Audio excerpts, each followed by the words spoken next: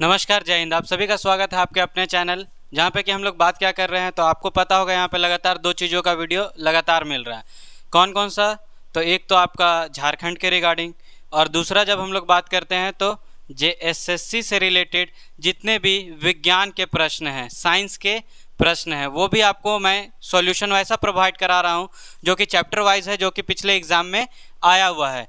तो अभी हम लोग जो बढ़ने जा रहे हैं वो हमारा है रासायनिक तथा भौतिक परिवर्तन, जिसको कि हम लोग इंग्लिश में बोल सकते हैं physical and chemical change. Physical and chemical change.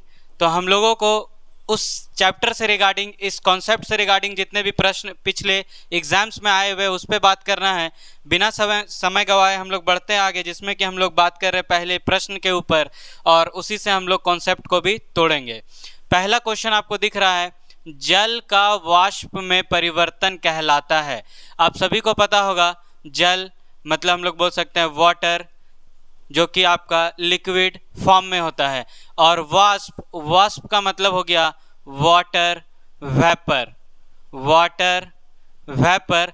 तो वाटर से अगर हम लोग वाटर वेपर में परिवर्तित हो जाते हैं तो हम लोगों को पता है कि फिर से हम लोग चाहें तो वाटर वेपर से वापस वाटर में आ सकते हैं। और जब हम लोग इंटर कन्वर्सन मतलब एक से दूसरे और फिर उस रूप से वापस पिछले वाले रूप में आते हैं, उस तरह के चेंज को हम लोग कहते हैं भौतिक चेंज, या फिर आप कह सकते हैं फिजिकल चेंज। तो इसका सही उत्तर जो है आपका हो जाएगा भौतिक। याद रखना है, प्राकृतिक का मतलब होता है नेचुरल, वैसा चेंज जो प्राकृतिक खुद ब खुद करे।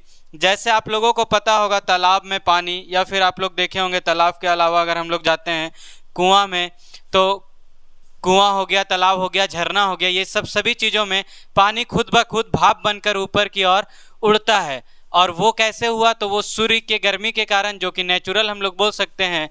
तो उस चीज़ को हम लोग इंग्लिश में बोलना चाहें बोलेंगे इवापोरेशन। और ये कैसा चेंज होगा? तो ये अगर आया तो हम लोग बोलेंगे प्राकृतिक चेंज। लेकिन हमारा इस प्रश्न के लिए जो सही उत्तर बनता है वो हो जाएगा आपका भौतिक चेंज, जिसको कि हम लोग इंग्लिश में बोलते हैं फिजिकल चेंज। आते हैं अगले प्रश्न की ओर। अगला प्रश्न है कोहरे। आप सभी कोई देखे होंगे कोहरे, फॉग। ये जो फॉग होता है ये निम्नलिखित में से कौन सा कोलाइडी तंत्र अभिव्यक्त होता है? कोलाइडी तंत्र अभिव्यक्त होता है, इसका मतलब कि ये कौन सा कोलाइड है। कोलाइडल सॉल्यूशन के बारे में हम लोग पढ़ते होंगे। कैसा सॉल्यूशन? जो कि दिखता होमोजीनियस है। दिखेगा कैसा? तो होमोजीनियस। बट ये एक्चुअली में होता कैसा है? तो ये होता है हेट्रोजीनस। हेट्रोजीनस। उस तरह के हम लोग सॉल्यूशंस को बोलते हैं कोलाइडल सॉल्यूशंस। और उसमें एक उदाहरण हमारा है कोहरा, जिसको हम लोग बोलते हैं फॉग। तो पूछा जा रहा है कि ये जो है किस तरह का कोलाइडी है? तो ये आपको याद रखना है गैस में द्रव्य, क्योंकि जो हम लोग कोहरा देखते हैं वो गैस के रूप में है और उसके अंदर छोटे छोटे पार्टिकल्स मिले रहते हैं। पार्टिकल्स जो है प्रेजेंट होते हैं।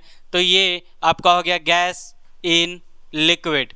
तो ये आपका हो गया गैसों में द्रव्य वाला सही उत्तर। उसके बाद आते हैं अगले प्रश्न की ओर। प्रश्न संख्या हमारा तीसरा, जो कि कह रहा है संक्षारण के उदाहरण हैं। यहाँ पे कुछ उदाहरण दिए गए हैं और आप लोगों से पूछा जा रहा है कि ये उदाहरण में से कौन सा उदाहरण संक्षारण का है। तो सबसे पहला उदाहरण दिया है सिल्वर में काले रंग की परत बनना, तांबे पर हरे रंग की परत बनना, लोहे पर भूरे रंग की परत बनना, उपयुक्त तीनों या फिर इनमें से कोई नहीं। तो इसका सही उत्तर जो है वो हो जाएगा उपयुक्त तीनों। ऊपर में जितने भी ये ABC दिए हुए हैं सारे के सारे एक तरह का संक्षरण का उदाहरण है। मैं आपको बता दूं, सिल्वर आप सभी को पता होगा, जिसका कि फॉर्मूला होता है, सिंबल होता है Ag। और जब ये एटमॉस्फेयर में सल्फर से रिएक्ट करता है तो बनाता है Ag2S, और इसी के कारण एक काले रंग का परत इसके ऊपर आता है। उसी तरह जो तांबा है, आप तांबे को देखिएगा तो ये एटमॉस्फेयर में कॉपर, जिसका कि फार्मूला हो गया, ये किस तरह का बना रहा है? तो हरे रंग का परत।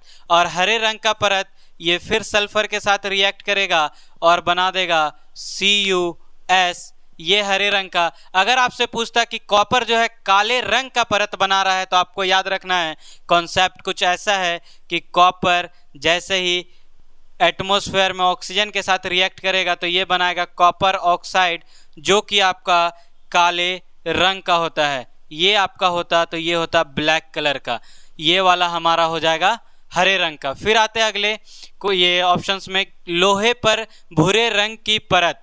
तो लोहे पे भूरे रंग की परत हम लोग सभी कॉमन है, इसको हम लोग बार बार देखे हुए हैं, क्या जंग लगना। तो आयरन, और आयरन जैसे ही रिएक्ट करता है आपका वाटर के साथ, एटमॉस्फेयर का वाटर ऑक्सीजन आप जो भी लिख दीजिए, तो बन जाता है Fe2O3, यही आपका होता है भूरे रंग का। तो इन तीनों को ही हम लोग कह रहे हैं संक्षारण, और इसलिए इसका सही उत्तर जो बनता है उपयुक्त तीनों। अगर आपको ये कॉन्सेप्ट सही लगा हो तो जरूर लाइक एंड सब्सक्राइब करें। आगे बढ़ते हैं अगले प्रश्न की ओर। उससे पहले थोड़ा सा यहाँ पे संक्षारण के बारे में कुछ लिखा है, उनको जानते चलते हैं। वायु अथवा रासायनिक पदार्थों द्वारा धातुओं का क्षय, डिस्ट्रक्शन, क्षय का मतलब डिस्ट्रक्शन होना संक्षरण कहलाता है। लोहे पर जंग लगना अर्थात लोहे पर भूरे रंग की परत बनना, तांबे पर हरे रंग की परत बनना, या फिर सिल्वर पर काले रंग की परत बनना संक्षरण का एक महत्वपूर्ण उदाहरण है, आपको याद रखना है। अगला जो है हमारा प्रश्न जिसके बारे में हमने डिस्कस किया, उसके बाद आते हैं ये एक अशुद्धियों से क्वेश्चन। अशुद्धियों के कारण द्रव्य का क्वथनांक क्या हो जाएगा? तो आपको पता होगा क्वथनांक का मतलब है यहाँ पे बॉइलिंग पॉइंट, और बॉइलिंग पॉइंट आपको याद रखना है। अगर किसी मटेरियल पे, या फिर आप बोल सकते हैं किसी भी सॉल्यूट में, या फिर आप सीधा बोलिए पानी में, अगर हम लोग वाटर में कोई भी इम्प्यूरिटीज़ को मिक्स करते हैं, अशुद्धियों का मतलब हो गया इम्प्यूरिटीज़ को अगर हम लोग मिक्स करते हैं तो इसका क्या होगा? तो इसका जो बॉइलिंग पॉइंट होगा वो बढ़ जाएगा, और जो फ्रीजिंग पॉइंट होगा वो घट जाएगा। याद रखना है, बॉइलिंग पॉइंट जो होगा वो बढ़ जाएगा और जो फ्रीजिंग पॉइंट होगा वो घट जाएगा। तो यहाँ पे बोला कि क्वथनांक मतलब इसका बॉइलिंग पॉइंट क्या होगा? तो इसका बॉइलिंग पॉइंट जो है वो बढ़ जाएगा। इसी से मिलता जुलता एक मैं बता दूं, आपसे क्वेश्चन पूछा जाता है बहुत बारी, वाटर का जो है मैक्सिमम डेंसिटी, घनत्व, डेंसिटी का मतलब हो गया घनत्व, वाटर का जो है सबसे ज़्यादा घनत्व कितने डिग्री टेम्परेचर पे दिखता है? तो आपको याद रखना है 4 डिग्री सेल्सियस पे वाटर का सबसे ज़्यादा घनत्व देखने को मिलता है। आते हैं अगले प्रश्न की ओर, और अगला प्रश्न है पाश्चुरीकरण संबंधित है।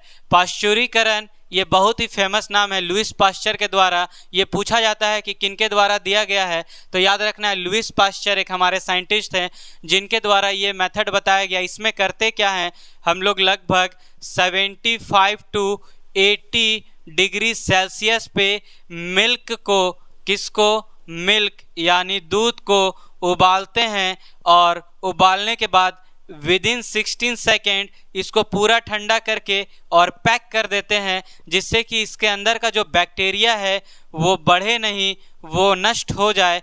इसी प्रक्रिया को नाम देते हैं हम लोग पाश्चुरीकरण। तो ये क्या है? तो दूध के निर्जमीकरण से संबंधित है। ये किस चीज़ से संबंधित है? तो दूध को हम लोग जो है बैक्टीरिया मुक्त करने के लिए जाते हैं, उसी से ये संबंधित है। अगर कॉन्सेप्ट समझ में आ रहा हो तो लाइक एंड सब्सक्राइब आपके हाथ में है। अगला प्रश्न जो कि आपका है क्रोमैटोग्राफी। क्रोमैटोग्राफी ये एक तरह का आप बोल सकते हैं सेपरेशन टेक्निक है। दो चीज़ अगर मिक्स्ड हो गया है उसको हम लोग चाहते हैं अलग करना, तो ये सेपरेशन टेक्निक के रूप में हम लोग यूज़ करते हैं। और इसमें करते क्या है हम लोग? तो याद रखना जहाँ पे भी आपको दिख जाए वर्ड क्रोमैटोग्राफी, मतलब यहाँ पे कहीं ना कहीं बात हो रहा है कलर का। और कलर पिगमेंट्स को हम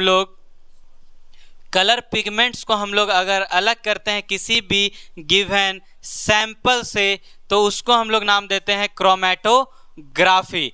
अब याद रखिएगा एक बहुत ही महत्वपूर्ण लाइन, और वो क्या है, तो ये जो क्रोमेटोग्राफी है ये सैंपल का qualitative as well as quantitative दोनों तरह का एनालिसिस करवाता है।